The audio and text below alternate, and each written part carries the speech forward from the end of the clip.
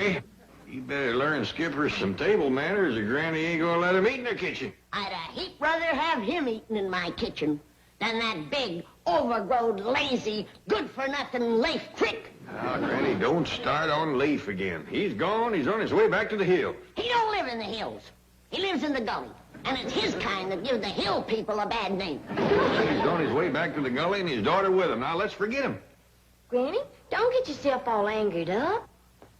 Who's angered up? You are, because that Leif Crick tried to get you to marry his daughter. Ain't that right? Shucks, no. They's both going back home. I'm the only one that has the gumption to hold a grudge. It's a sorry thing when a poor old stove-up, wore-out, gray-haired old granny has to do all the grudge holding in the family. Well, leave go of it, Granny. Now, Leif is gone, and you can't start a fire without you got two sticks to rub together. You calling me a stick? Start in on me. Here. Have some of this scalding hot coffee. It'll cool you down.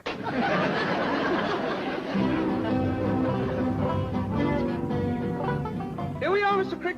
Ma'am, I just don't know how to thank you. A fine, beautiful young city girl like you giving a poor old hound dog like me a ride in your beautiful automobile? Nonsense, Mr. Crick. The moment you told me that you were Mr. Clabbett's nearest and dearest friend... Like that, Jed and me. Two peas in a pod. Always was. I'll be so happy that you're staying over. Missing my own daughter's wedding to do it. But I says to myself, I says, Leif, I says, if you can pleasure Jed and Granny and them young'uns even that itty-bitty bit by staying over here like they begged you to, you just gotta forget your own pleasure. Just like Mr. Clabbett, always thinking of others. Like that, Jed and me. Two birds and a mule's tail. Always was. I wish I could stay and see this joyous reunion between two old friends, but I must be getting back to the bank. Yeah. You take good care of old Jed's money, you hear? You keep a tight hold on it now. Don't you worry, it's safe. That's comforting to know. It's comforting to know that Mr. Clabbett has friends like you. I hope you can stay for a while. I'm going to try my best. You got my word.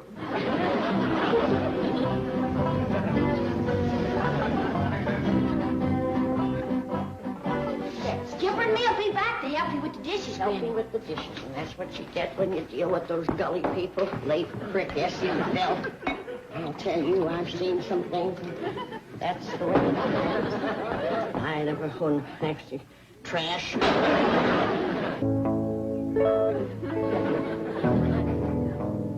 What you got there, Skipper? Mr. Crick.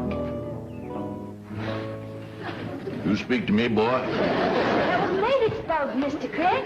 Hi there, Ellie. I get to my feet, honey, only I'm so tired from walking all the way up here. Well, I thought you went back home for Isabel's wedding. Oh, Ellie, darling, promise me you never gonna treat your pa the way that girl treated me. What did she do? Went away and left me stranded, without no car, no money, no food, all sick and starving. Well, we got plenty of food, and Granny will doctor you back to health. No, honey. I don't want to burden nobody, but I would like to see your pa's face just one more time before I pass on to my reward.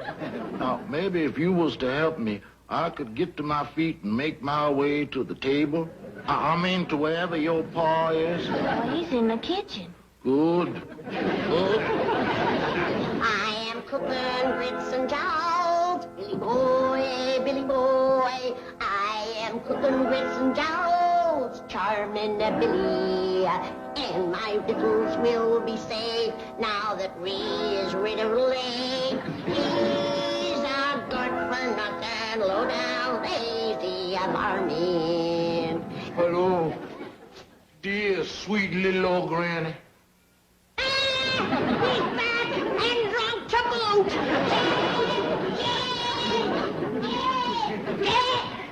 What's the matter, Granny? It's Leif Crick.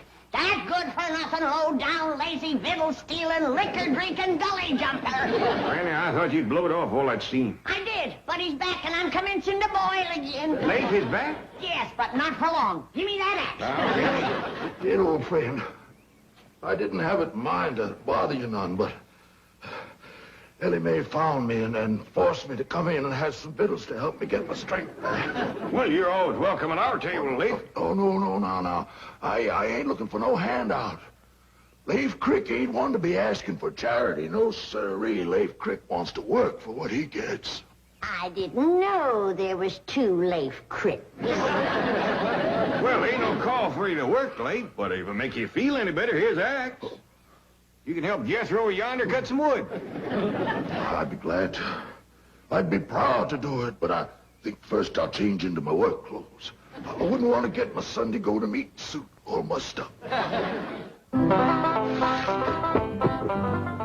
ain't a bad hour's work, Jethro. I'll say it ain't. Can we stop for victuals now, Uncle Jed? Quick as Leif gets through eating, Granny's feeding him first. Well, I thought Granny didn't like him. Well, it ain't that. It's just that it's dangerous for other folks to sit at a small table with Leif when he's eating. Does swing his knife and fork around right lively. Like a snare drummer at a Possum Day parade. I'm going, Granny. I'm going, Granny. My poor old crippled knee let me. What crippled your knee? Well, the rheumatism, Granny. Now, if you was to give me a little bit of your rheumatism... I'm going. Move on. Well, Leif, you ready to go to work, are you? Can't hardly wait to sail into it, Jed. Got my working clothes on now. You notice the only place his working clothes is patched, don't you? Now, Granny. Maybe he's turned over a new leaf. Not unless there's food under it. What you got in the pan? Nothing. I was using it to dip grits and jowls for Leif. I couldn't keep ahead of him with a spoon.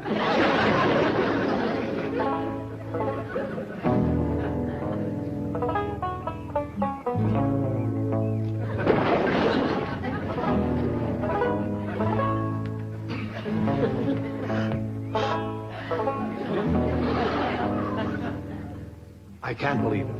I can't believe that one man could work like that. This one can. He's another Jed Clampett.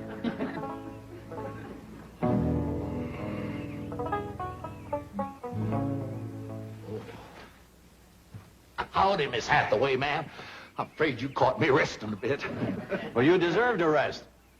Why, from my place, it sounded like there were 3 or 4 men over here, sawing, chopping, splitting logs. Well, that's just the way I work, sir. Oh, Mr. Crick, permit me to introduce Mr. Clampett's next-door neighbor and the president of our bank, Mr. Drysdale. Pleasure to meet you, Mr. Crick. I ain't good enough to shake the hand of no bank president, sir. Now, don't be ridiculous. I'd be honored to shake your hand. It's all rough and full of calluses from working every day from sunup to sundown. By George. You and Jed Clampett are certainly cast from the same mold. Is that like this, Mr. Drysdale? 2 peas in a pod. 2 bears and a mule's tail. Well, if you gentlemen will excuse me, I'll run along and say hello to Jethro. Sit down, man. You must be exhausted. Shucks no, Mr. Banker. Way I work, I could go on like this for days. Of course, it is beginning to catch up with me a mite. I ain't a young fella like you. Oh, I'm not so young. Well, according to Jed, you are. His exact words to me, he says, now, you be sure and speak to young Mr. Drysdale about that job. Job? Doggone it, I wasn't going to let that slip out. I was bound and determined not to. Well, you just forget it, Mr. Banker. It's Jed's idea, not mine. No, tell me all about it. Any idea of Jed Clampett's? I want to hear. Well, Jed, he had this notion that you could hire me to watch his money for him down to your bank. Oh, you mean like a guard or a night watchman? Night watchman. That sounds like it. I said it before and I'll say it again. Having Leif Crick around will lead to nothing but trouble. You're right, Granny. That's a fact. Yes, ma'am. I know the Cricks better than any of you. I knew his pa and his pa before him. And the 3 of them put together ain't worth the powder it would take to blow them up. You're right, Granny. That's a fact. Yes, ma'am. Leif Crick is all talk. A tongue bigger than a hay wagon. Why, he'd mealy-mouth you out of your eye teeth and sell 'em back to you.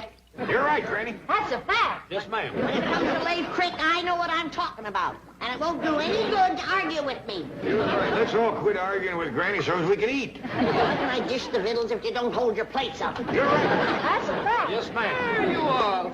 I've just left your friend Leif Crick. What a hard-working, industrious, wonderful man he is. What did you say? Then it's settled. If Jed Clampett wants you as a night watchman at my bank, a night watchman you are.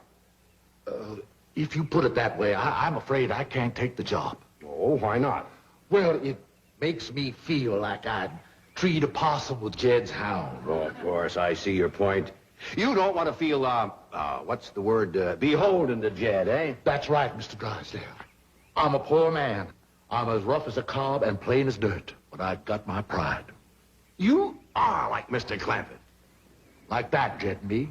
Two berries on a bush, all as was. All right. I'll say it was my idea to hire you. Now, when do you want to start to work? How about tonight? Can you get some rest? Rest?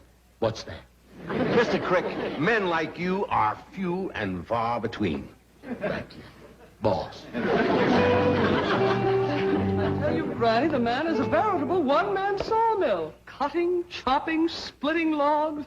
You see, Granny, old Leif has changed. Well, if he has, I'm going to jump in that pond with all of my clothes on. In a bank, at night, with a gun, and $40 million. Yahoo! Yahoo! See, Granny? I told you so. Yahoo! I dog you, Granny, she was right. Granny.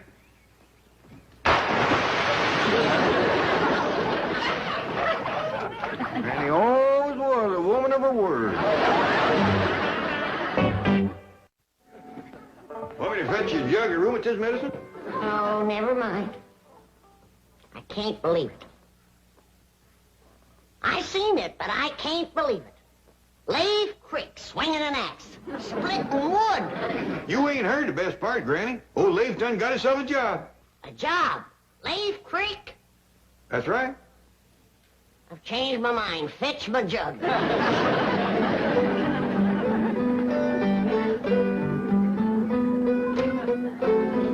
Yes, sir. Old Leif's going to work down to Mr. Drysdale's bank.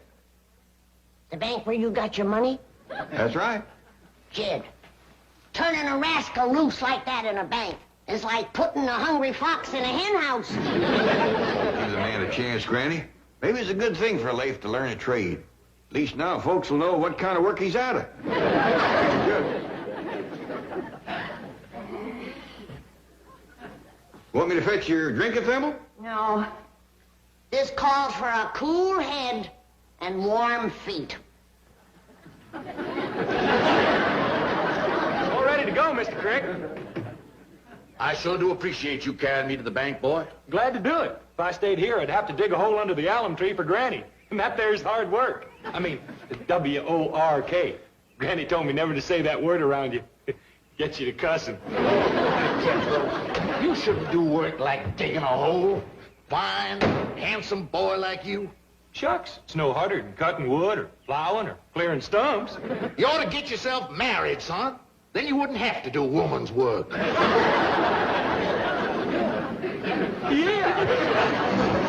Make yourself comfortable, Mr. Crick. Mr. Drysdale will be right back. Thank you, ma'am.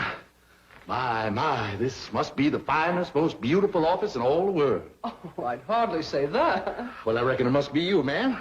Pretty girl always makes a room pretty. Mr. Crick, you devil. Oh, this is where you keep old Jed's money, is it? Yes, the Commerce Bank is very proud to be the guardian of the fortune belonging to your nearest and dearest friend. Like that, Jed and me. 2 drips of dew, all as was. Well, make yourself at home. I'll just have a few words with Jethro. A fine boy, Jethro. Yes. Looking for a wife. You and him would make a mighty handsome couple.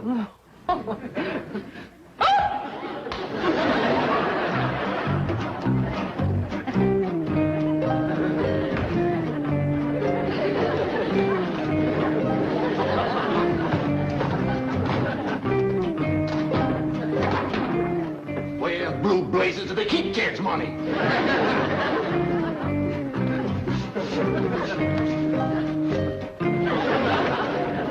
Good to see you, Jethro.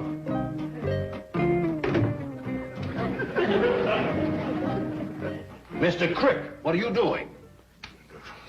Giving thanks, Mr. Drysdale, sir. Just giving thanks for a fine, generous, upstanding young man like yourself letting a poor old razorback like me work in his fine bank looking after the money of his nearest and dearest friend. Wait, Crick. You're a good man. Jed Clampett is wealthy in more ways than one. He is? Yes. A friend like you is worth more than $1 million. Oh, I do hope to be, sir. I do hope to be. Where is that no-account, overgrow, big, lazy? Granny, I told you Leif has got a job. I'm talking about Jethro. He promised to commence to dig me a root cellar. Well, Jethro is taking Leif to work. I'm going to start the root cellar for you. One bad apple will spoil the barrel. You mark my words. That Leif is going to turn those young'uns into a no-account like yourself. Granny, Skipper and me's ready to help dig your root cellar. Ain't we, Skipper? Come on, Skip, let's go. Don't look like them two are spoiled, man. Give him time. Leif ain't going to be around to do much spoiling. I bet you Mr. Drysdale's got him working to beat the band right now.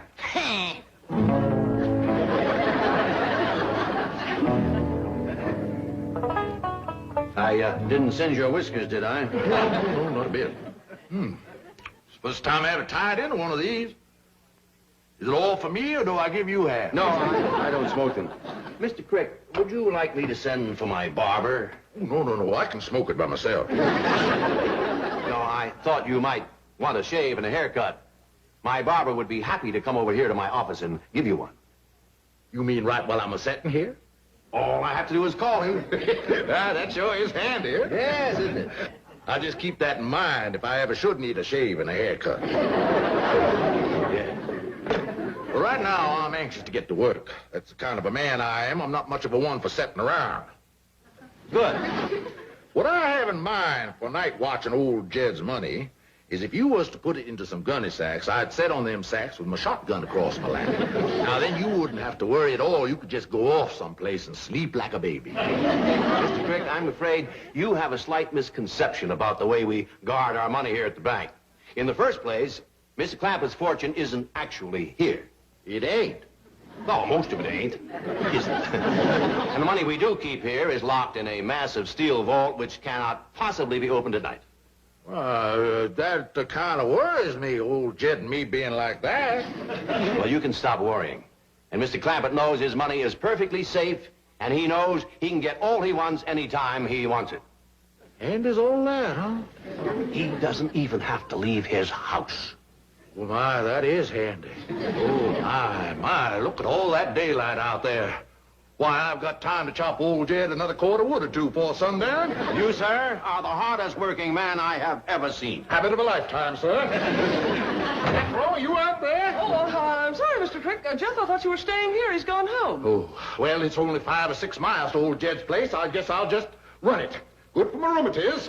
Oh, Mr. Crick, wait just a minute. Chief, may I drive him home? Of course. Fantastic man. A human dynamo. Yes, it was quite amusing. When the Clampetts first arrived, Granny insisted the entire fortune be changed into silver so it could be buried in the backyard. What did you say? Buried in the backyard? I sure do thank you. You've been a great help to me. I'll be seeing you. What a bundle of energy. A fine example for Jethro.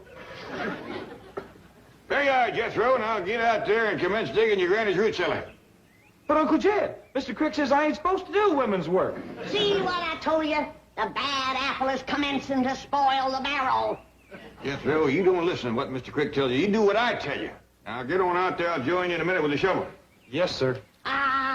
Here comes the wormy wine sap now. I'm gonna fetch my shotgun. Jethro, stop your granny. Yes, sir.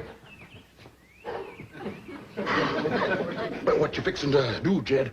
I was fixing to do a little digging out back yonder. Well, I'll do it for you. You could help if you're a mite. No, I want to do it all myself. I stopped her, Uncle Jed.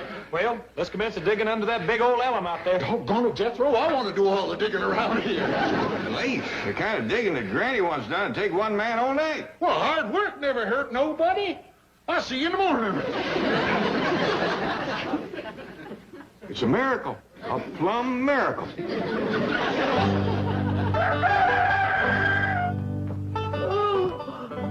I said it last night and I'll say it again this morning. If that Leif Crick has dug me a root cellar, I'll jump back into the cement pond with an anvil in my arms.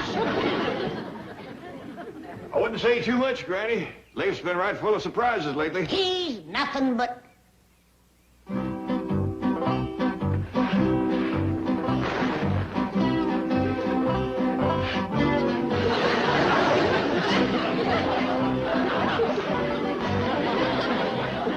Seen enough, Granny? Yep. Fetch the anvil. We ain't got a anvil. I was counting on that. Get some coffee. That's deep enough, Leif. Veer a little to the right. Thank you, kids!